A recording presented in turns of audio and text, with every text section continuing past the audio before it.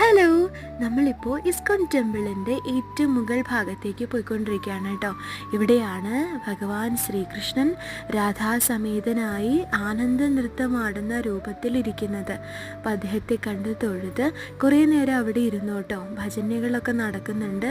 അതിങ്ങനെ ഒരു സമയം മുടങ്ങാതെ അങ്ങനെ നടന്നുകൊണ്ടേ ഇരിക്കുകയാണ് കേട്ടോ. അപ്പോൾ അതൊക്കെ കണ്ടപ്പോൾ ഒരുപാട് സന്തോഷമായി. അങ്ങനെ നമ്മൾ അന്നപ്രസാദം കൊടുക്കുന്ന ഹോളിലേക്ക് പോന്നു കേട്ടോ. കുറച്ച് നേരം ക്യൂ നിൽക്കേണ്ടി വന്നു. കാരണം ആരും പട്ടിണി ആയിട്ട് പോകരുത് എന്നുള്ളതുകൊണ്ട് തന്നെ വളരെ സിസ്റ്റമാറ്റിക് ആയിട്ടാണ് അവർ കാര്യങ്ങൾ ചെയ്യുന്നത്. വളരെ ക്ലീൻ ആയിട്ടാണ് അവിടെയൊക്കെ അവർ സൂക്ഷിക്കുന്നത് കേട്ടോ. സേവാ സമിതിക്കാരൊക്കെയാണ് ചെയ്യുന്നത്.